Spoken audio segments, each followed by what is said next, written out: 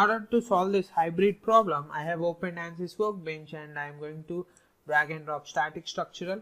And once I drag and drop static structural, I will be opening engineering data, and we already have the structural steel that is predefined inside Ansys Workbench. Right now I am going to go to the engineering data sources and I am going to general materials and try to find out concrete. So here in general materials we have a material known as concrete, and I am going to add it for the analysis.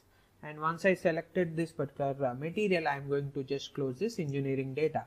And now I am going to click on geometry cell, and here I am going to import geometry from other CAD system. So I need to select this line bodies. If you don't select this particular option, what happens when you are trying to import line bodies from other CAD files, they won't be imported. So this is very important, as our CAD file is containing both 1D objects which are lines and 2D objects which are surfaces. So once I have selected that particular option, I am going to just right click, say import. I am going to browse, and once I select browse, I am going to select this 2-story stage and I am going to press open. Once I have imported this particular geometry, I need to apply the cross sections. So I need to double click on the geometry cell in order to open a design modeler.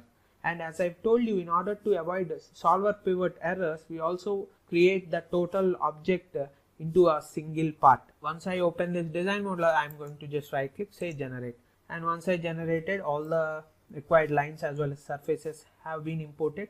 Now what we need to do is we need to give the thickness to this particular surfaces, and we need to give the cross section to this bodies or say lines. So for that purpose, what I am going to do is I am going to go to the concept, go to the cross section, and I'm going to select the I section. And see here, all the units that have been defined are in inches. So what I am going to do is I am going to go to the units and I am going to change it to inches instead of meters. So once I've changed it to units, I can give this particular values. So the first value is 7.07 and 7.07, and this one is 16.25.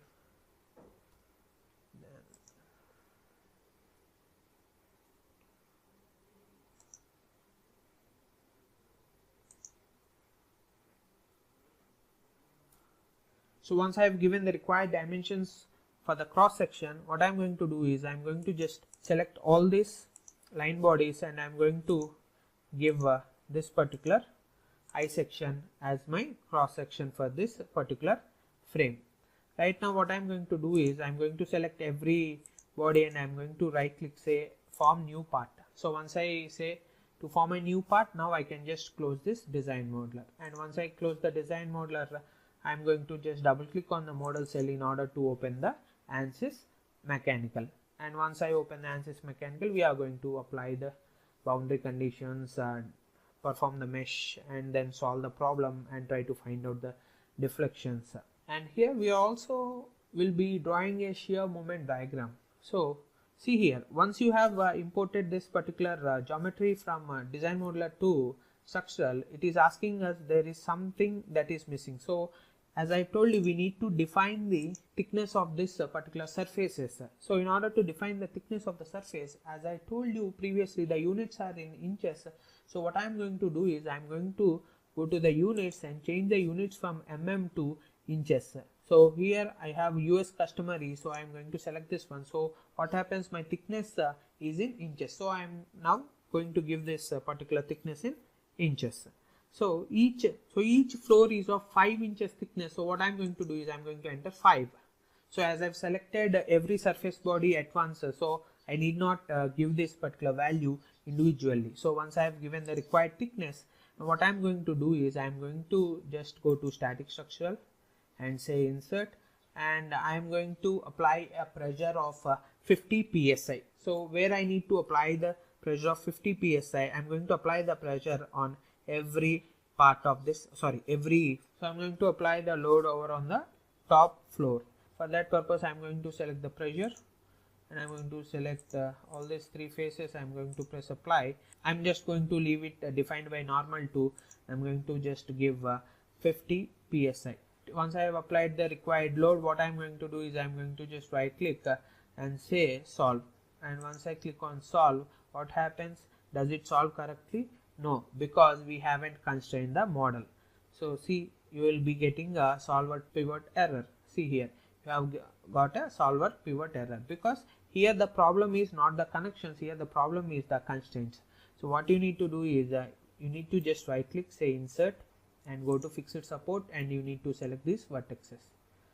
So you need to select this vertices, and once you select the vertices and apply the fixed support, then you will be able to say generate the results accurately.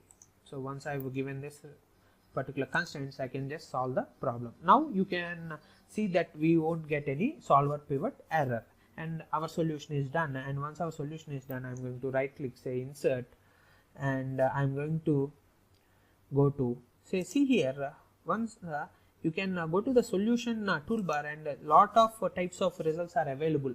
Previously, when we have only 1D elements in the model, we didn't have this many number of results. So here you can just click on equivalent von Mises stresses, and you can just right click, say evaluate all results, and you are going to get this particular results on this particular surfaces. But if you want to get the results on the beams, again you need to go to right click, say insert, you need to go to the either beam tool or beam results. So you come to the beam results, and here you can just ask for shear moment diagram. So once you ask for a shear moment diagram, the first and foremost thing you need to do is you need to create a path. So in order to create a path, what you need to do is you will go to the model, and in the model branch you are going to select the construction geometry, and in the construction geometry you are going to right click on the construction geometry, say insert, and you are going to create a path. In the next lecture we are going to see how we can create the path and apply it so that we can generate a shear moment diagram for this particular member.